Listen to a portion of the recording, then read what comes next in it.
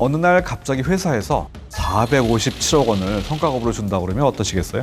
이게 얼마나 큰 돈이냐면 2022년 시간당 최저임금이 9,160원입니다. 최저임금을 적용하면 하루에 8시간씩 쉬지 않고 무려 1,709년 동안 일해야 벌 수 있는 큰 돈입니다. 주몽이 고구려를 건국할 때 일을 시작한 사람이 조선 숙종 말기까지 일을 해야 그 돈을 다 벌 수 있는 겁니다. 그런데 이 457억 원이 현금은 아닙니다. 스톡옵션을 매각해야 벌어들일 수 있는 거죠. 자, 맞습니다. 카카오페이 전 대표가 상장 후 단 한 달 만인 2021년 12월 초 스톡옵션 23만 주를 행사 매각한 후에 단숨에 벌어들인 차익입니다. 자, 미국에서 벌어지는 피도 눈물도 없는 기업가들의 자본주의 행태, CEO의 천문학적인 성과급. 자, 이제 먼 나라 얘기가 아니게 됐습니다. 자, 그런데 CEO들이 이렇게 몇백억 원씩 가져가면 일개미인 우리는 제대로 정당한 보상을 받을 수 있는 걸까요? 공정한 성과급 지급의 모든 것 지금부터 알려드리겠습니다.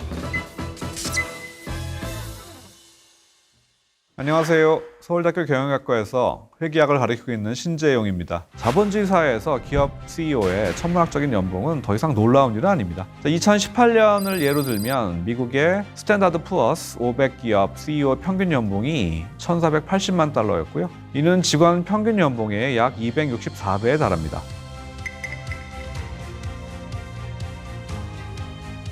CEO와 직원의 보상 격차 지속적으로 커지고 있는 추세고요. 우리나라 기업에서도 직원 평균 연봉의 100배를 훨씬 넘는 파격적인 보상을 받는 스타 CEO들이 서서히 나타나기 시작했습니다. 기업 성과 창출에 선봉이 있는 그런 CEO가 우리 회사 파이에 가장 큰 몫을 가져가는 것, 뭐라고 할 수 없겠죠. 하지만 자본주의의 상징 미국에서도 기업의 최고 경영진이 받는 이 천문학적인 보수에 대해서 여러 가지 문제와 비판이 지속적으로 제기되어 왔습니다. 그들의 노력에 비해서 지나치게 과도한 보상이자 직원들의 소위 상대적 박탈감을 유발한다 라는 인식이 높아지고 있습니다.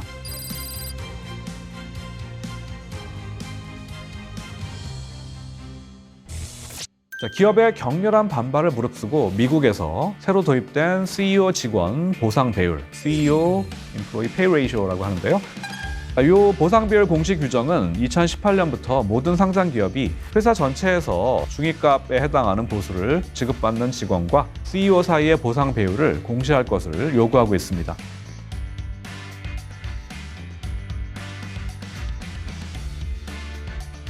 자, 여러분들 바비 인형 만드는 마텔이라는 회사 아시나요? CEO가 중위수 미디안에 해당하는 직원들 연봉의 5,000배를 받고 있다. 이런 공시 결과가 2018년부터 나오기 시작한 거죠.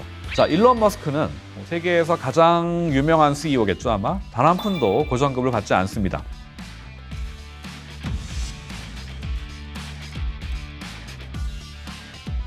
자, 대신에 최대 10년 동안 최대 1억 주의 테슬라 보통주를 구입할 수 있는 스톡 옵션을 부여받았습니다.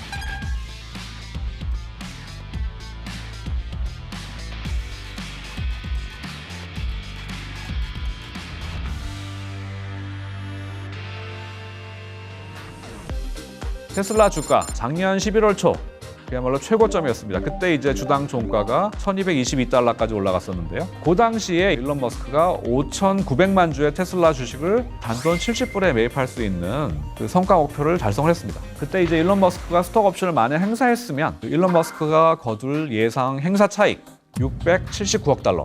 하나로 약 80조 원쯤 되는 거대한 돈이었습니다. 실제로 머스크는 작년 11월 초부터 12월 말 약 1,600만 주 정도의 주식을 매도했는데요. 자, 그때 이제 머스크의 매도 물량으로 테슬라 주가가 좀 내리막길을 걸으면서 자, 로빈후드한테 좀 비난도 받았죠. 여기까지 들으면 아까 그 카카오페이 경영진들의 스톡옵션 행사 다를 게 뭐가 있냐 싶을 겁니다. 자, 근데 자세히 보면은 꽤 다릅니다. 머스크의 스톡옵션은 목표가 있습니다. 달성해야 되는 목표. 그 목표를 달성해야만 스톡옵션이 행사 가능해진다. 그렇죠? 결국 단계별 시가총액 목표, 그리고 매출액, 조정 현금 흐름, EBITDA라고 하는데요. 그 세 가지 목표를 다 달성해야 비로소 행사가 가능해지는 성과 연동형 옵션입니다. 장기간 그리고 단계별로 성과를 내야만 행사할 수 있는 권리가 생긴다. 자, 이게 포인트고요. 경영 능력과는 상관없는 행운, 소위 굴럭으로 주가가 상승하고 막대한 차익을 얻는 그런 상황을 이 사회가 미리 막은 거죠. 자, 그리고 머스크가 작년 말 매각한 주식은 사실 그가 이미 오래전부터 최대 주주로서 보유하고 있던 테슬라 주식이었습니다. 아직 머스크는 보상으로 부여받은 스톡 옵션을 행사한 적이 없습니다. 자, 2008년 금융위기를 초래한 주요 원인으로 미국의 이제 대형 투자은행 경영자들에게 제공한 스톡옵션 보상에 의한 위험 추구 많이 거론되었습니다. 실제로 그 이후에 미국 최고 경영자들의 보상 제도에서 한때 붐이었던 스톡옵션은 별로 사용되지 않아요. 카카오페이의 기업 공개 이후에 공모가가 9만 원이었는데 23만 원까지 올라갔습니다. 근데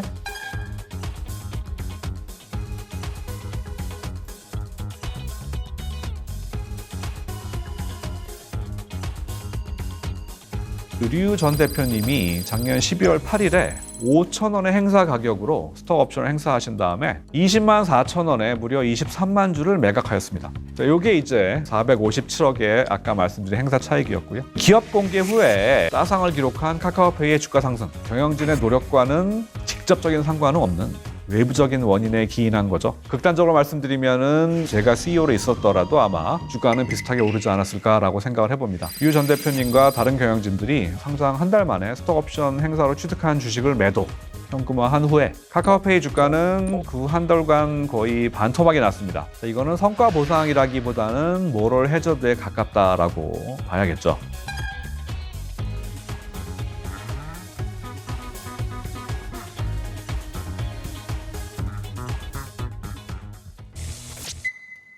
이제 과거의 주주자본주의에서 최근 환경 사회 지배구조, 즉 ESG 경영이랑 이해관계자 자본주의, 소위 스테이크홀더 캐피탈리즘이 대두되면서 자, 이제 회사의 목적이 주주부의 극대화가 아니다.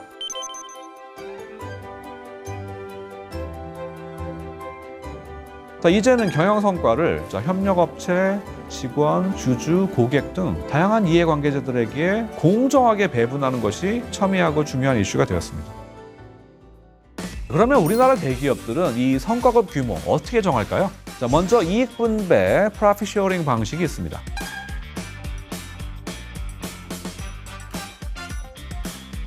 삼성전자 임금 협상이 이제 9% 기본급 인상안이 이제 얼마 전에 타결이 됐는데 노사협의회 근로자 대표들은 영업이익의 25%를 성과급으로 달라라고 요구를 했었습니다. 작년에 삼성전자 영업이익이 52조입니다.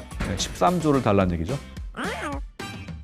우리나라 대기업에서 성과에 따라서 크게 변하는 성과급은 여러분들 개인의 성과가 아니고요. 조직 성과급이랑 전사 성과급입니다. 삼성전자 같은 경우에는 여러 가지 부문들이 있죠. 자, 반도체 부문이 있고, 자, 무선 및 네트워크 부문이 있고, 소비자 가전 부문이 있는데 부문별 경제적 부가가치 EVA 20%를 각 부문의 성과급 재원으로 하는 조직 성과급을 채택하고 있습니다. 근데 이 얘기는 뭐냐? 삼성전자 반도체 부문의 임직원들이 6만 명이 넘습니다. 모두 똑같이 전혀 차이 없이 연봉의 50%를 성과급으로 받았다 이런 얘기고요. 삼성그룹은 일률적으로 14%를 자본 비용률로 정합니다.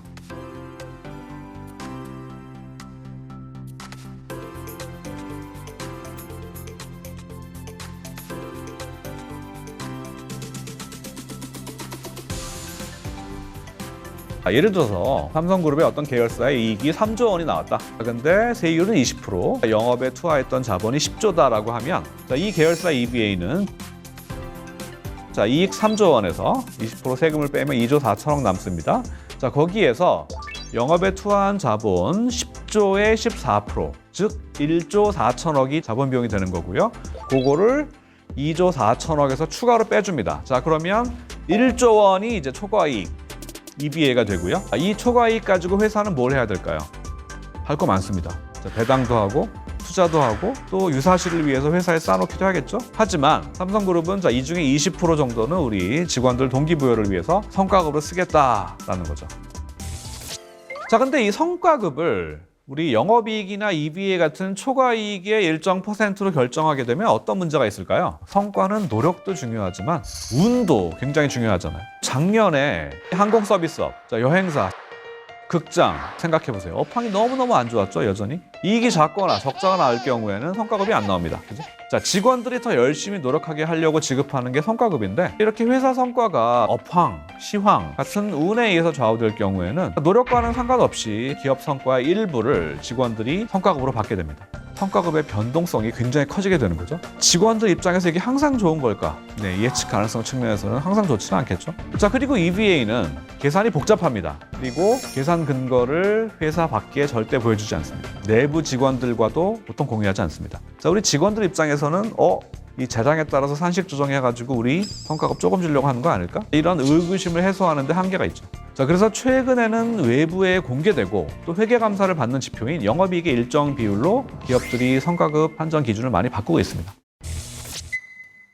두 번째 성과급 결정 방법은 목표 달성 기반 성과급 결정입니다. 연초에 전사 매출과 영업이익 목표를 미리 정한 다음에 목표 달성하면 기본급의 300%, 500% 이런 식으로 성과급이 나오는 그런 식이고요. 목표 인센티브 방식의 장점은 업황이 좋을 경우에는 목표를 높여 잡고 업황이 나쁠 경우에는 목표를 낮춰 잡아서 아까 말씀드린 이익 분배 방식에 비해서 성과급 지급 규모의 예측 가능성이 훨씬 커지게 됩니다. 그런데 회사가 목표를 확 높여버린다? 나중에 성과가 잘 나와도 목표 대비 실적으로 환산하면 보잘것 없기 때문에 성과급 많이 못 받습니다. 자, 그리고 여러분들 혹시 올해 잘하면 내년에 피곤하다 이런 얘기 생각해 보신 적 있나요? 과거 실적이 미래 목표 설정의 베이스가 되기 때문에 이런 생각을 하시는 겁니다. 자, 그리고 이 목표 인센티브는요, 기업 실적이 좋으면 대부분은 이익 분배 방식보다는 성과급 금액이 작습니다. 절대적으로. 그래서 아마 이제 이익 규모에 비해서 성과급이 작다는 불만이 여기저기 나오는데요. 특히 올해 초에 아마 이제 대부분의 기업들이 목표 인센티브 방식으로 성과급을 지급하기 때문에 그렇습니다. 우리나라 기업에서 이렇게 조직 성과급 혹은 전사 성과급을 많이 채택하고 있는 이유는요, 전통적으로 우리나라 기업들이 집단의 응집력 그리고 협동을 중요시했기 때문이죠. 자, 근데 제가 학교에서 강의를 해보면은요, 요즘 학생들은 소위 팀 프로젝트로 평가받는 것보다 개인의 성과, 시험 한 방을 훨씬 선호합니다. 제가 한번 예를 들어볼게요. 자, 고성과 부문의 저성과자, 그 다음에 저성과 부문의 고성과자. 자, 누가 더 성과급을 많이 받아야 될까요? 자, 우리나라 기업들은 고성과 부문의 저성과자가 저성과 부문의 고성과자보다 성과급이 많습니다. 그렇게 설계가 되어 있습니다. 개인 성과급이 삼성전자는 상당히 높은 편인데 그래도 반도체 부문 같은 고성과 부문의 저성과자가 의료기기 사업부 같은 저성과 부문의 고성과자보다 총 연봉이 항상 큽니다. 그러니까 머슴도 대감집에서 해야 된다. 자조적인 말이 나오는 이유가 됩니다. 이를 해결하기 위해서는 직원의 개인 성과, 즉 개인 교과 결과에 따라서 성과급 지급률을 추가로 조정해야 되는데 아직 팀장이 정성적으로 평가하는 개인 교과 결과에 대한 믿음이 회사나 직원들이나 아직 부족합니다.